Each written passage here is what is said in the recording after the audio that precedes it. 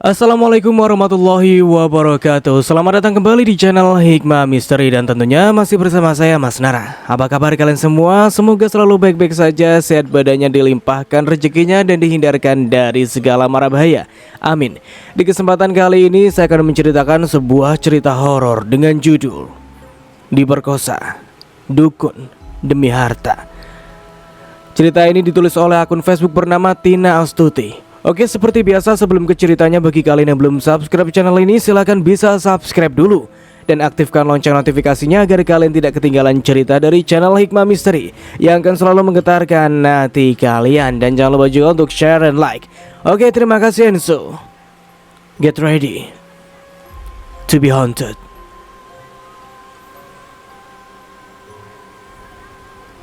Sudah 3 bulan terakhir ini, warung makan Mirna menjadi sepi. Padahal kebiasaannya selalu ramai di waktu jam makan siang. Mas, kenapa ya dengan warung kita? Padahal masakanku masih seperti biasa loh, ucap Mirna kepada sang suami Imran. Mungkin masakanmu itu aja, jawab Imran. Mirna sangat resah.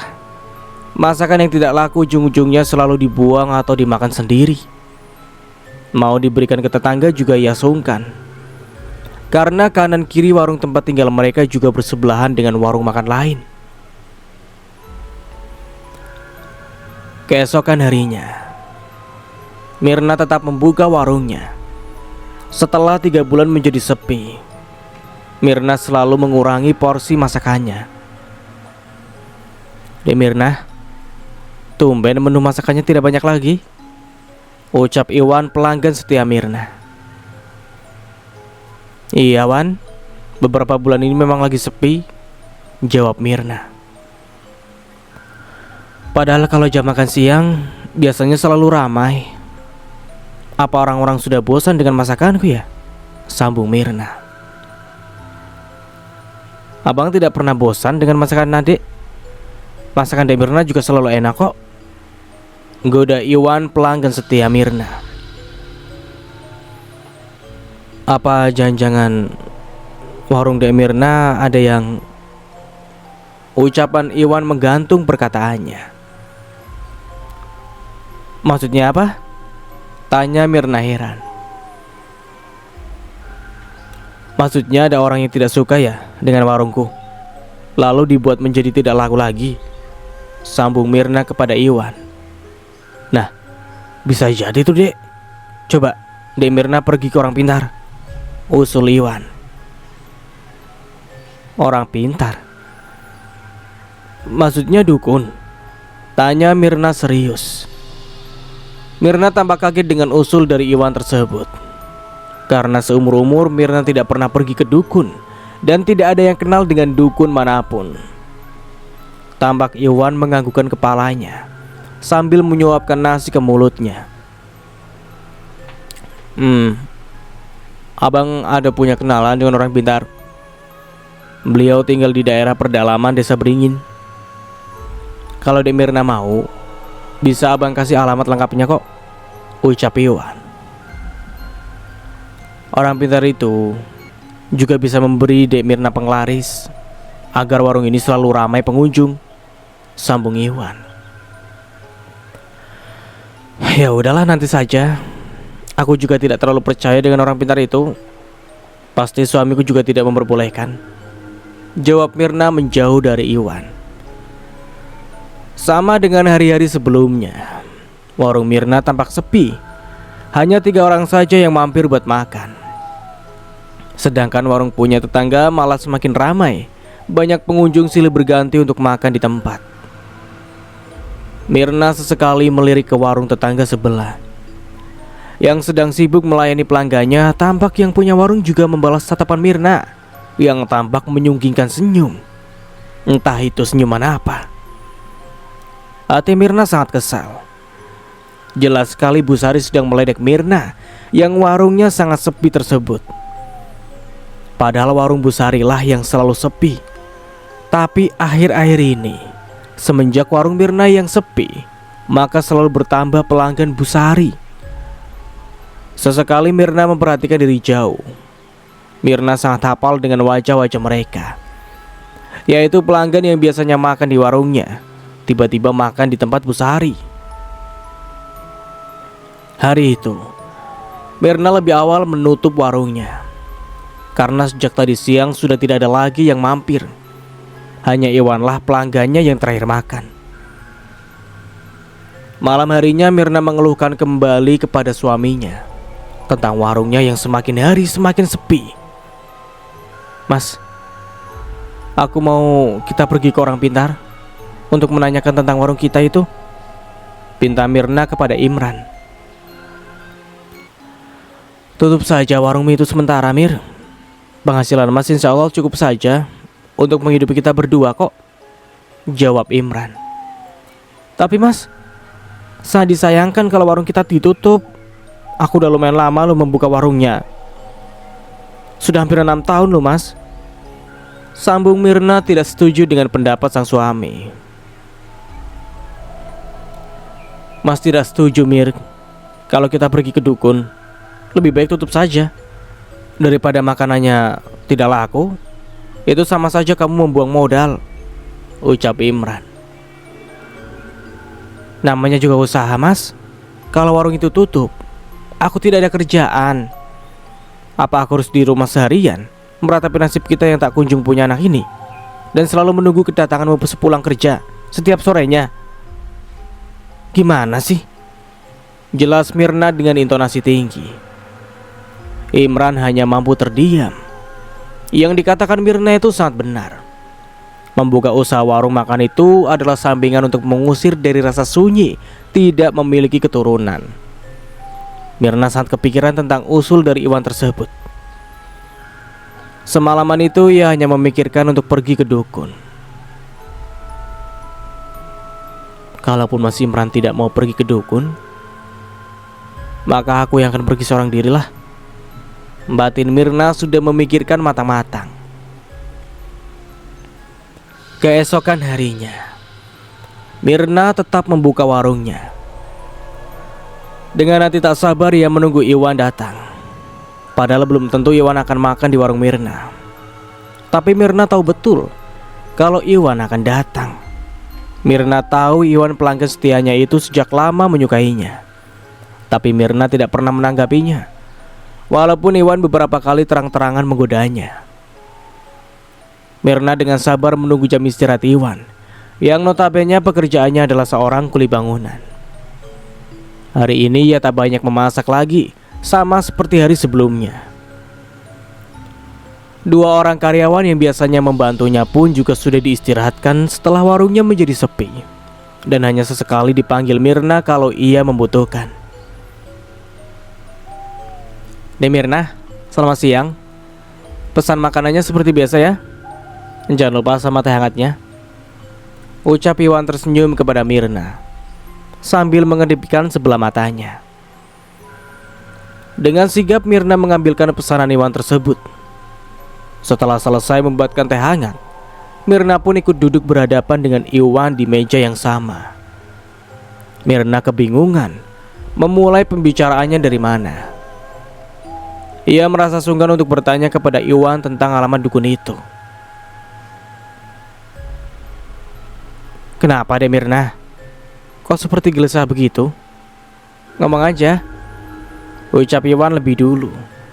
Karena sedari tadi Iwan memperhatikan Mirna yang ingin ada dibicarakan. Mirna hanya diam. Ia hanya menggelengkan kepalanya sambil tersenyum. Beberapa saat Mirna hanya memperhatikan Iwan yang sedang makan. Tidak biasanya Iwan juga tiba-tiba menjadi diam. Padahal Iwan tipikal orang yang hobi ngobrol dan basa-basi. Saat Mirna mau berucap, tiba-tiba Iwan langsung menimpalinya lebih dulu. Mau minta alamat orang pintar itu? Ucap Iwan sambil tersenyum yang sulit diartikan. Iya Wan, jawab Mirna menganggukkan kepalanya. Kok kamu tahu sih? Sambung Mirna. Iwan hanya tersenyum sambil menatap manik Mirna. Ia langsung memberikan alamat orang pintar itu dengan membisikinya di telinga Mirna. Saran aku sore ini juga kamu perginya, ucap Iwan sambil meneguhkan teh terakhir. Harus sore ini? Tanya Mirna. Ya, jawab Iwan sambil berlalu. Tanpa pikir panjang lagi. Setelah Mirna menutup warungnya, ia kembali bersiap-siap untuk pergi ke orang pintar itu. Seperti biasa hari ini ia hanya melayani 3 orang pelanggan saja yang makan. Saat kebetulan sang suami menelepon untuk pulang terlambat karena pekerjaannya harus diselesaikan dengan cepat. Tidak menunggu lama, setelah bersiap, Mirna langsung pergi ke alamat yang sudah diberitahu oleh Iwan. Jarak yang dituju lumayan jauh, hampir memakan waktu setengah jam perjalanan menggunakan mobil. Itu pun kalau jalanan mulus dan sudah diaspal. Dari cerita Iwan menuju rumah orang pintar itu sedikit melalui jalanan yang rusak dan terjal. Setelah lama menempuh perjalanan turun naik tanjakan, akhirnya Mirna sampai di tempat tujuan. Memang benar kata Iwan, kalau jalanan pedesaannya masih beraspal mulus. Berhubung rumah orang pintar itu di paling ujung, maka jalanan beraspalnya sudah tidak ada lagi. Hanya jalanan yang berbatu saja. Kanan kiri terdapat hutan dan kebun-kebun warga. Semakin jauh memasuki pedesaan, maka rumah-rumah warga pun sudah tampak jarang. Hampir 2 jam perjalanan, Mirna sudah sampai di ujung jalan. Ia langsung mematikan mesin mobilnya dan memperhatikan sekitar yang hampir gelap diliputi awan senja. Sehabis ini sudah tidak ada lagi jalanan yang bisa dilewati mobil. Terlihat di depan hanya jalan setapak yang ditumbuhi rerumputan liar. Saat membuka pintu mobil, hawa dingin tiba-tiba menjalar ke seluruh tubuh. Hanya Mirna saja di sana seorang diri. Warga pun sudah tidak terlihat lagi karena waktu sudah hampir maghrib. Suara-suara khas malam juga sudah mulai berbunyian. Dari jauh Mirna memperhatikan rumah yang terlihat tidak terlalu besar yang diterangi lampu teplok di luarnya. Walaupun merasa takut karena seorang diri, maka ia pun dengan cepat melangkahkan kaki menuju rumah orang pintar itu. Mirna sudah tahu kalau rumah itu adalah punya dukun itu, karena sangat persis apa yang diceritakan oleh Iwan. Saat hendak mengetuk pintu, tiba-tiba pintu itu sudah terbuka lebih dulu. Dan Mirna tampak kaget karena menampakkan seorang laki-laki berpawakan rendah berbaju hitam dengan wajah tanpa ekspresi. "Permisi mbah," ucap Mirna dengan gugup. Tanpa menjawab Mirna, laki-laki itu malah memperhatikan Mirna dari atas sampai bawah. Mirna yang tampak seksi dan glamor menampilkan kesan orang kaya dengan perhiasan di tangan kanan kirinya yang hanya emas imitasi saja. Orang pintar yang bernama Mbah Waro itu juga tengah memperhatikan mobil Mirna yang ia kredit setahun lalu. "Sendiri?" tanya Mbah Waro. "Iya mbah," jawab Mirna sambil menelan ludah. "Masuk," ucap orang itu. Mirna tampak ragu. Tapi ia sudah terlanjur datang jauh-jauh dari kota untuk kesini. Selain ia ingin mendapatkan penglaris, ia juga mau minta keturunan kepada orang pintar tersebut. Karena dari cerita Iwan, orang pintar ini bisa memberikan apa saja yang kita mau. Setelah selesai menceritakan keluh kesah tentang warungnya, orang pintar itu sama sekali tidak menanggapi apapun. Fokusnya pada wajah Mirna saja. "Gimana menurut mbah?" tanya Mirna. "Coba kamu gali tanah di depan warung pojok kanan. Di sana ada seorang yang sengaja menanam seutas tali pocong," jawab Mbah Waro dengan suara paraunya. "Siapa orang yang menanamnya mbah?" Mbah Waro nampak tersenyum, memperlihatkan gigi-gigi beliau yang menghitam. Mirna nampak bergidik ngeri melihat Mbah Waro yang tiba-tiba tertawa cekikikan. Tanpa menjawab, Mbah Waro kembali menutup seperti kertas yang dipegang beliau. Nanti kau tahu sendiri siapa orangnya, jawab Mbah Waro. Tapi kau juga memiliki keberuntungan yang sangat besar. Ada sesuatu yang sangat berharga tertanam di bawah sana, lanjut Mbah Waro. Apa itu, Mbah? Tanya Mirna penasaran. Harta karun gaib, jawab Mbah Waro sambil menatap Mirna. Mirna terkejut atas penuturan Mbah Waro. Ia pun tidak menyangka ada harta yang tertanam di depan warungnya. Baginya tidak sia-sia ia mendatangi rumah Mbah Waro yang jauh-jauh. Karena baginya Mbah Waro adalah penyelamat dan keberuntungan baginya. Terus saya harus bagaimana, Mbah? Tanya Mirna. Nanti kau ambil dulu tali pocong itu, lalu serahkan lagi ke sini, jawab Mbah Waro. Mirna mengangguk-angguk tanda mengerti. Mirna segera ingin berpamitan karena ia tahu hari semakin gelap. Lalu dengan harta karun itu bagaimana, Mbah? Atau bisa langsung diambil? Tanya Mirna. Tidak bisa, karena mengambilnya harus pakai syarat, jawab Mbah Waro. Syaratnya apa, Mbah? Tanya Mirna penasaran. Mbah Waro tidak menjawabnya, hanya diam saja. Kalau sudah tali pocong itu diambil, langsunglah bawa ke sini. Sekalian datang bersama suamimu. Kesepakatannya hanya ada di kalian berdua, jelas Mbah Waro. Sepakatan? Iya, kalau mau harta karun itu, kalian berdua harus sepakat dengan syaratnya, jelas Mbah Waro. Mirna hanya beroh panjang saja sambil menganggukkan kepalanya. Mau tidak mau ia harus membawa suaminya ke sini bagaimanapun caranya. Sesekali ia tersenyum tidak sabar, ingin memiliki harta karun yang terpendam itu. Dari penjelasan Mbah Waro, hartanya itu tidak sedikit, dan kalau dilihat secara langsung memang tidak kelihatan, hanya memakai mata batin saja. Kalau mau mengambil harta gaib itu harus memakai syarat. Entah apa syaratnya, Mirna belum tahu. Ia harus secepatnya menggali tanah itu terlebih dulu untuk mengambil seutas tali pocong yang mengakibatkan warung menjadi sepi tersebut. Entah siapa orang yang tega berbuat jahat padanya dengan membuat warungnya tidak laku. Tapi Mirna menduga ialah orang yang merasa tersaingi olehnya. Mirna berpamitan secepatnya kepada Mbah Waro. Ia melihat jam di pergelangannya sudah menunjukkan pukul 18.30 yang sudah sejak tadi maghrib. Tapi Mirna sama sekali tidak mendengar azan karena rumah Mbah Waro berjauhan dengan masjid maupun rumah warga. Saya pamit pulang dulu, Mbah, ucap Mirna hendak berdiri. Kenapa tidak bermalam di sini saja? Tawar Mbah Waro sambil mengelus jenggotnya yang panjang. Tidak usah, Mbah, mungkin saat ini suami saya sudah menunggu di rumah, jelas Mirna merasa takut atas tawaran Mbah Waro. Karena di sini tidak ada siapapun, Mirna nampak takut kalau Mbah Waro berani macam-macam kepadanya. Memangnya berani pulang sendirian melewati jalan hutan dan kebun-kebun?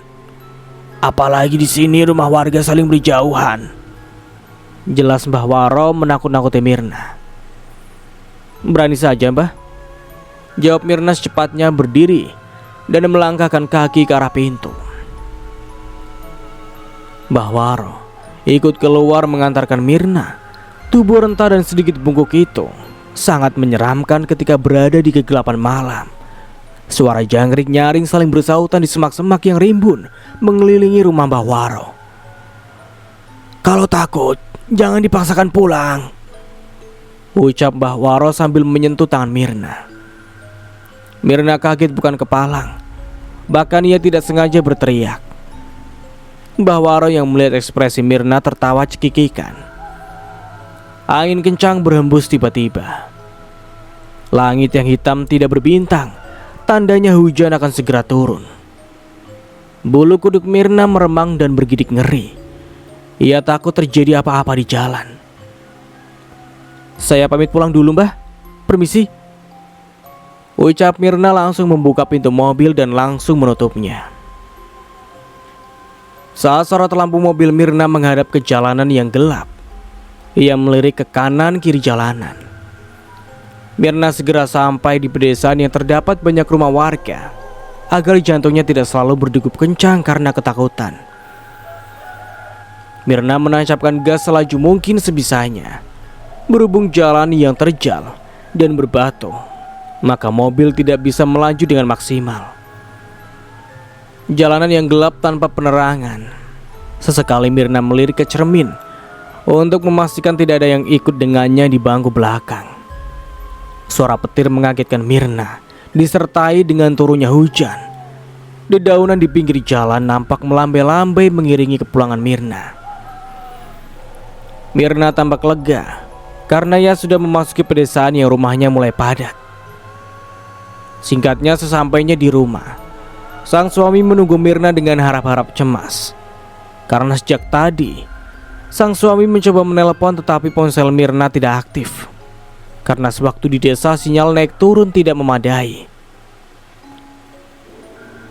"Dari mana kamu, Mir?" tanya Imran saat Mirna baru keluar dari mobil. "Dari orang pintar itu ya?" "Iya, Mas. Sebaiknya malam ini juga kita berdua menggali tanah di depan warung kita. Karena kata orang pintar tersebut, memang ada orang yang tidak suka dengan usaha kita," jelas Mirna panjang lebar. "Astaga Mirna, kamu percaya dengan dukun itu?" tanya Imran dengan wajah marah. Mirna menghiraukan pertanyaan Imran. Ia segera pergi ke gudang mencari cangkul. Mirna menarik tangan Imran untuk menuju warung yang terletak di depan rumah mereka. Mirna memaksa Imran untuk secepatnya menggali. Dengan terpaksa Imran pun menuruti perintah sang istri. Selang beberapa menit dan tidak terlalu dalam, akhirnya mereka berdua menemukan kantong plastik hitam yang berisikan seutas tali pocong. Mirna dan Imran mereka saling terkejut bersamaan. "Nah, kan benar apa kata orang pintar itu?" ucap Mirna langsung mengambilnya. Imran yang awalnya tidak percaya tentang orang pintar tersebut, kini malah ikut percaya karena terperdaya dengan ucapan Mirna. Malam itu mereka langsung ke rumah untuk beristirahat. Dalam pikirannya masing-masing mereka menerka-nerka siapa pelakunya. "Mas, sore ini cepat pulang ya. Ikut ke orang pintar itu untuk menyerahkan tali pocong," ucap Mirna memohon kepada Imran. Tanpa mengiyakan, Imran hanya menganggukkan kepalanya. Tentu saja Imran mau ikut, karena sejak tadi malam Mirna menjelaskan tentang harta karun gaib yang tertanam di warung milik mereka.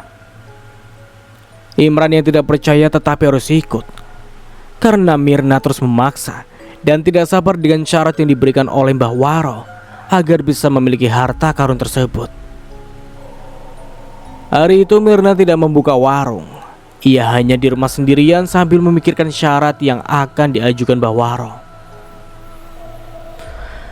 "Apapun syaratnya, aku harus memiliki harta karun gaib itu," batin Mirna sambil tersenyum. Sore sekitar pukul 5 disertai gerimis. Mirna dan Imran pergi ke orang pintar itu. Mereka hanya diam saja saat di perjalanan. Sedangkan Mirna tidak hentinya tersenyum memikirkan ia bakal menjadi orang kaya setelah mendapatkan harta gaib. Mirna sudah lupa dengan tujuan awal yang hanya ingin bertanya tentang warungnya dan ingin mendapatkan penglaris. "Mas, nanti harus setuju dengan persyaratan yang dilakukan Mbah Waro ya, biar kita cepat kaya," ucap Mirna sambil menampakkan wajah sumringahnya. "Tergantung syaratnya apa dulu," jawab Imran. "Ini benar gak jalannya? Ini kita sudah tidak di jalan beraspal lagi loh," sambung Imran tampak ragu. "Benar kok Mas, jalan aja terus sampai ujung," jawab Mirna. "Berani juga ya kamu tadi malam pulang sendirian di jalan sepi begini. Rumah warga sudah tidak ada lagi dilewati." ucap Imran memecahkan keheningan malam. Mirna hanya tertawa saja menanggapi perkataan sang suami. Tidak berapa lama mereka sudah sampai di tempat Mbah Waro.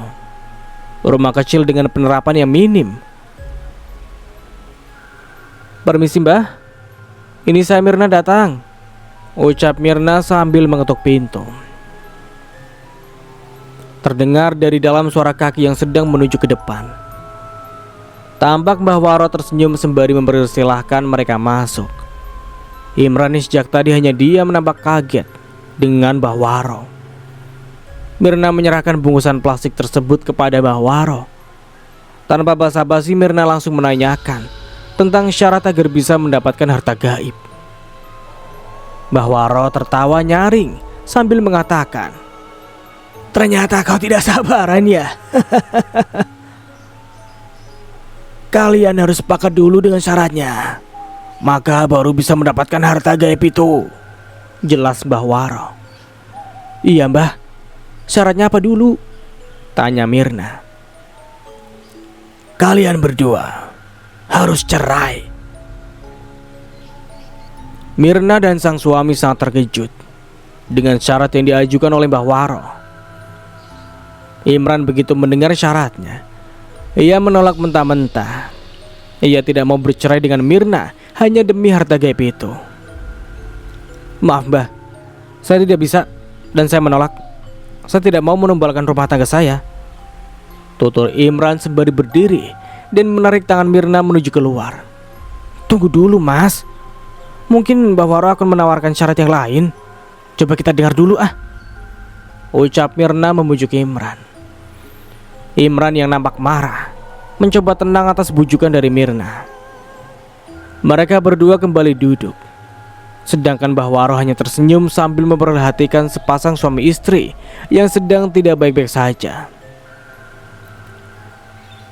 "Apa ada syarat yang lain, Mbah?" tanya Mirna. "Tidak ada. Keputusan hanya di kalian berdua saja.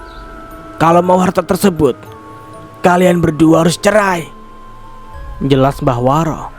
Menatap Mirna sembari meyakinkan bahwa harta gaib tersebut tidak sedikit. Mirna hanya diam menatap sang suami, sedangkan ia merasa sudah tak sabar ingin memiliki harta gaib itu. Tapi Mirna berpikir, masa ia harus mengorbankan rumah tangganya? Syarat yang tidak masuk akal, batin Imran berkata. Imran yang terus memperhatikan Mbah Waro merasa curiga.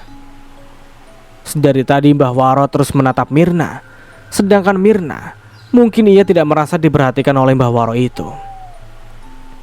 Mbah Waro sangat tahu kalau Mirna sangat menginginkan harta tersebut.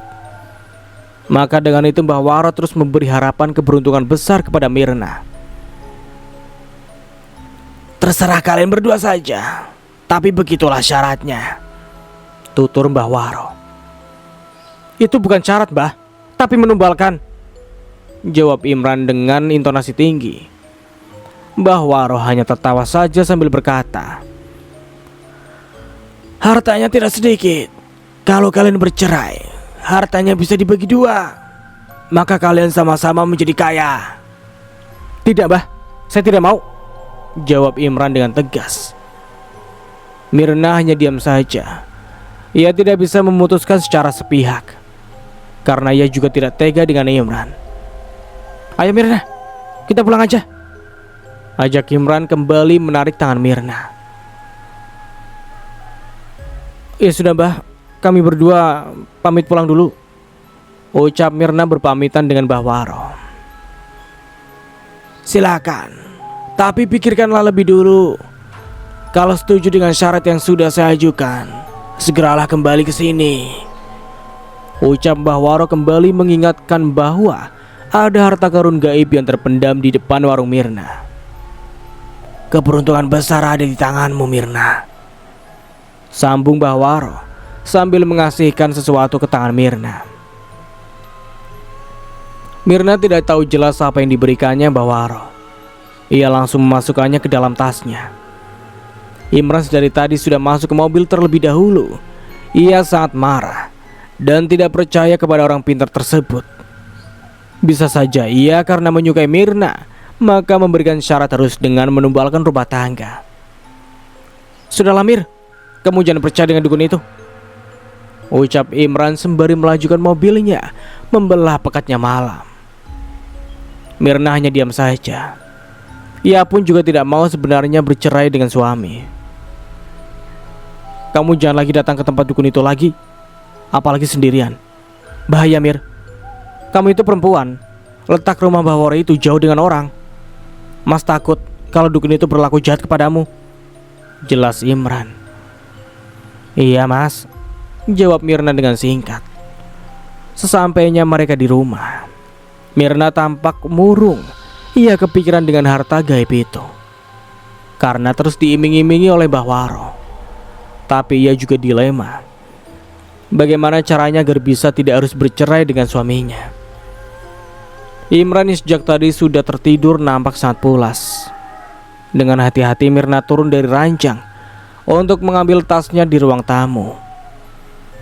Mirna belum memeriksa apa yang diberikan oleh Mbah Waro. Segera ia membuka tasnya dan terlihat sebuah botol kecil berisi minyak. Entah ini maksudnya untuk apa, Mirna lupa untuk menanyakannya karena tergesa-gesa. Mirna berpikir ia akan pergi lagi ke tempat Mbah Waro kalau suaminya lembur kerja, agar Imran tidak bisa melarangnya, hanya untuk menanyakan buat apa minyak tersebut. Paginya, Mirna bersiap untuk membuka warung makannya. Ia sangat bersemangat, pikirnya tali pocong itu adalah sebab warungnya menjadi sepi. Setelah selesai memasak dengan menu yang tidak terlalu banyak dahulu, karena saran dari Imran selepas perginya Imran ke tempat kerja, kembali Mirna berkutat dengan warungnya. Ia sengaja membuka warung agak siang agar tidak terlalu lama menunggu Iwan. Mirna ingin menceritakan semua kejadian yang dialaminya dan warungnya setelah ia pergi menemui Mbah Waro. Sekitar jam 10 pagi Mirna sudah rapi menjaga warung. Ia sangat berharap hari ini dagangannya laris manis seperti dahulu. Hampir waktu zuhur, hanya satu pelanggan saja yang sedari tadi makan. Mirna merasa heran, padahal tali pocong itu sudah diambilnya dan dibuang ke tempat Mbah Waro. Entah itu dibuang Mbah Waro ataupun hanya beliau simpan. Mirna menatap warung Bu Sari yang tampak ramai sewaktu makan siang. Mirna berpikir bahwa warung Bu Sari lah yang menanam tali pocong itu. Tapi Mirna menepis semua itu, karena di sekitar warungnya memang banyak juga mempunyai usaha warung makan. Entah siapa orangnya. Batin Mirna sangat marah karena membuat usahanya menjadi sepi. Dari kejauhan terlihat Iwan sedang berjalan menuju warung Mirna. Tampak Iwan menyunggingkan senyuman pada Mirna. Apa kabar deh Mirna? Kenapa kemarin warungnya tutup? Tanya Iwan sembari duduk. Iya, kemarin aku dan Mas Imran pergi, jawab Mirna sekenanya. Pergi kemana? Tanya Iwan. Ke tempat orang pintar itu, jawab Mirna seadanya. Terus gimana? Tanya Iwan. Mirna menceritakan dari awal hingga akhir yang membuat warungnya menjadi sepi. Ia juga menceritakan tentang adanya harta karun gaib yang terpendam di depan warungnya. Terus syaratnya apa deh Mirna? Syaratnya aku dan Mas Imran harus cerai, jelas Mirna. Iwan tampak terkejut sambil terbatuk-batuk mendengar penuturan Mirna. Tapi saat setelah Mirna pergi dari hadapan Iwan, nampak Iwan tersenyum aneh sambil berkata, bagus sekali. Malam itu kenapa Mirna sangat gelisah, selalu kepikiran dengan harta karun gaib itu. Bahkan saat sang suami pulang pun, ia hanya menghiraukannya saja.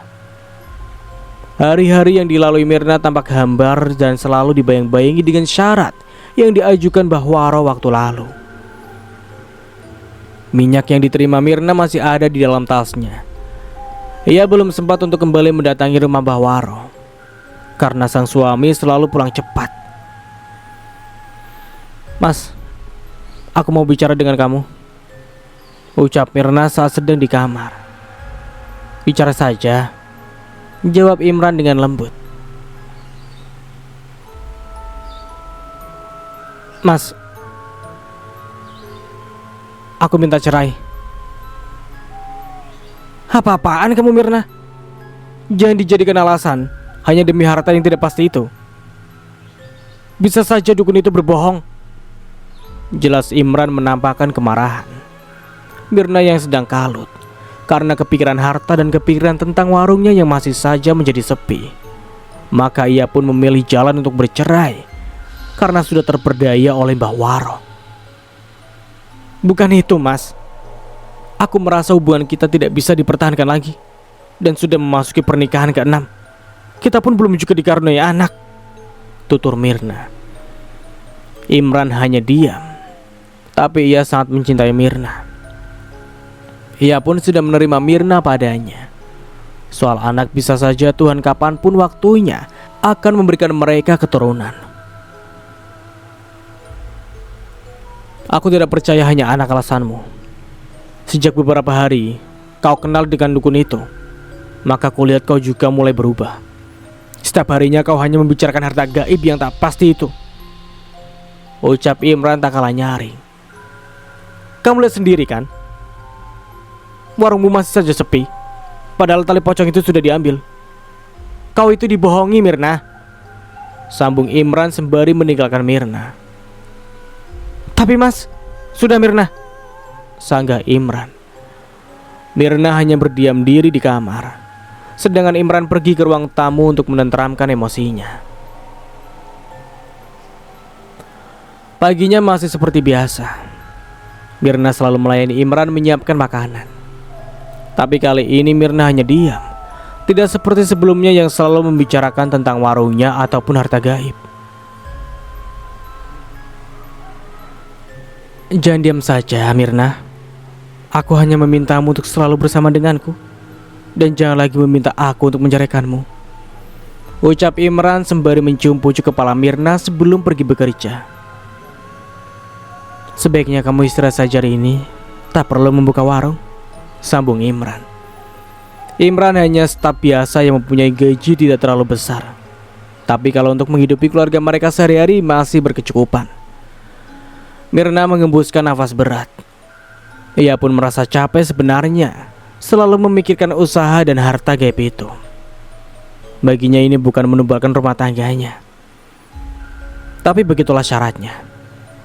Tapi Imran terus bersikeras dan menyebutnya sama dengan tumbal, bahkan harus bercerai dahulu kalau harus mau mendapatkan harta itu.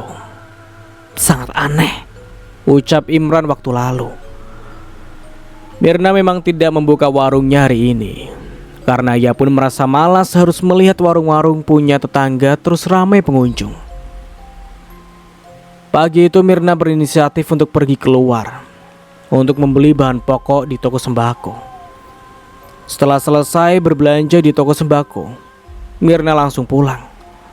Tapi baru saja melangkahkan kaki keluar, tiba-tiba ia bertemu dengan Bu Sari. Mbak Mirna, habis belanja juga ya?" sapa Bu Sari sambil basa-basi. "Iya Bu," jawab Mirna sekenanya. "Mbak Mirna, kenapa warungnya sering tutup?" tanya Bu Sari. "Hanya malas saja Bu untuk buka," jawab Mirna malas untuk menanggapinya. "Oh begitu ya," jawab Bu Sari tersenyum. "Ya sudah ya Bu, saya duluan," sambung Mirna secepatnya berlalu meninggalkan Bu Sari yang suka penasaran. Mirna merasa ia sedang diledek oleh Bu Sari, karena Bu Sari jelas saja tahu alasannya kenapa ia sering tutup, karena sudah tidak ramai lagi pengunjung yang datang. Apa-apaan sih si Bu Sari ini, batin Mirna.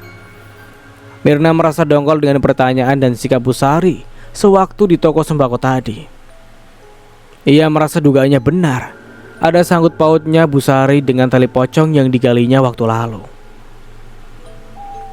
Malamnya Mirna masih mendiamkan sang suami. Ia merasa kesal kepada Imran karena permintaannya kemarin malah ditolak mentah-mentah. Dari hati Mirna yang paling dalam, entah mengapa ia merasa perceraian ini adalah waktunya. Kalau ia cerai dengan Imran, ia bisa sendiri membuka usaha dan Mirna sudah merasa hidup tanpa Imran. Apalagi sekarang ia merasa terjamin kalau sudah bercerai, maka ia akan mendapatkan rezeki yang sangat-sangat besar. Mas, aku mau sewa tempat usaha buat warung makan lagi, pinta Mirna. Terus warung di depan buat apa? Kan juga luas tempatnya, jawab Imran. Aku gak mau tetanggaan dengan warung makan Bu Sri, jelas Mirna. Memangnya kenapa? Bu Sri kan baik kok orangnya, jawab Imran. Kamu tak perlu lagi percaya dengan dukun itu. Dimanapun letak warungmu, kalau rezekinya sudah ditentukan, ya segitu juga takarannya Mirna, jelas Imran yang tidak setuju dengan usul Mirna yang menginginkan menyewa tempat untuk membuka usahanya kembali. Kamu tahu kan Mirna, kita ini masih banyak cicilan. Mobil dan rumah yang kita tempati ini saja belum lunas, terang Imran menampakkan muka marah. Rumah ini saja sangat menjadi beban pikiran Imran. Lalu Mirna malah meminta dibelikan mobil yang bulanannya lumayan tinggi. Dan lagi Mirna kembali meminta disewakan tempat warung makan. Sangat-sangat membuat Imran kesal. Iya mas, tapi niat aku ini baik. Aku meminta disewakan untuk membuka usaha agar bisa membantu kamu mencari nafkah, terang Mirna. Kan biasanya aku juga bantu nambahin bayar cicilan rumah dan mobil, sambung Mirna menatap sinis Imran. Imran tersinggung atas penuturan Mirna barusan. Tidak merasa Imran menggenggam tangannya dan memukulnya ke dinding. Memang benar, yang diucapkan Mirna selama ini memang ia juga ikut membantu dalam pembayaran cicilan. Tapi itu hanya sedikit. Sisanya Imran yang memikirkan bagaimana caranya agar bisa memenuhi setiap bulannya. Siangnya Mirna kembali tutup. Ia juga sudah mulai malas-malasan untuk kembali membuka warungnya. Seharian ia hanya nguring-nguringan di kamar. Imran pun dicuekin olehnya. Ia menghiraukan kembali suaminya karena menghindari untuk berdebat. Mirna, sapa Iwan saat melihat Mirna sedang menyiram tanaman di depan warungnya. Iwan, kok rapi banget? Datang dari mana? Tanya Mirna. Datang dari rumah Mbak Waro, jawab Iwan sambil tertawa. Ngapain? Minta tolong dijodohkan dengan seseorang, jawab Iwan. Terus gimana? Tanya Mirna penasaran. Tidak lama lagi dia akan jadi milikku, jawab Imran dingin sambil berlalu. Mirna merasa tidak enak dengan Iwan karena menanyakan tadi. Ia merasa raut wajah Iwan berubah menjadi dingin, lalu langsung pergi. Padahal menurut Mirna, ia rasa tidak ada salah bicara. Iwan pun sering curhat kepadanya, dan Mirna pun juga tidak segan untuk bercerita tentang rumah tangganya dengan Imran yang tampak sangat bahagia. Mirna, Mas pulang telat hari ini. Kamu makan saja duluan. Sebuah pesan masuk dari Imran. Iya mas, balas Mirna. Mirna tersenyum mendapatkan pesan dari suaminya. Bukan hal perhatian, tapi ia berencana sore ini akan pergi menemui Mbah Waro. Pikirnya hanya sebentar saja. Mungkin suaminya tidak akan pulang lebih dulu nantinya dari Mirna. Sudah lama Mirna tidak bertemu dengan Mbah Waro, dan sudah jauh-jauh hari ingin sekali menemui orang pintar itu untuk menanyakan buat apa minyak yang dimasukkan ke botol kecil itu. Masih Mirna simpan. Ia tidak tahu harus digunakan untuk apa. Mirna langsung bersiap berangkat untuk pergi ke kediaman Mbah Waro yang memakan waktu cukup lama. Mobil Mirna melaju dengan kecepatan tinggi.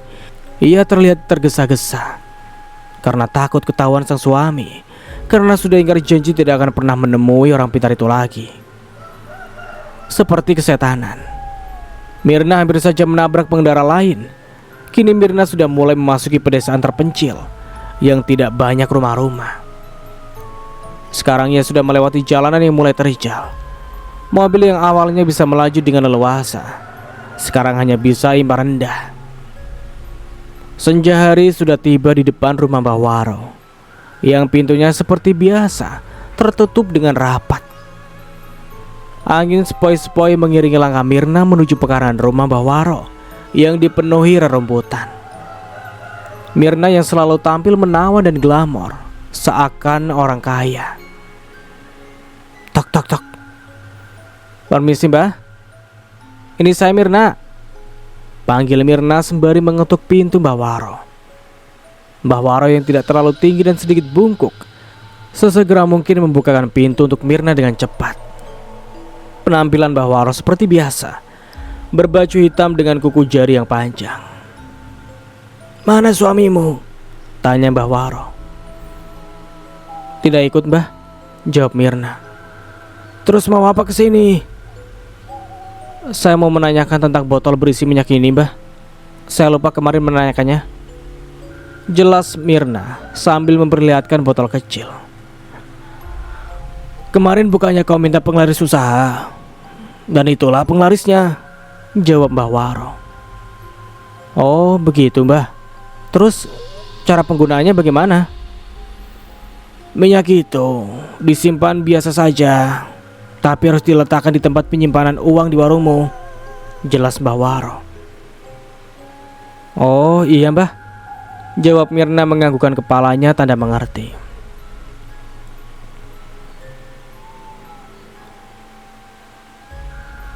Ini yakin tidak mau harta gaib itu?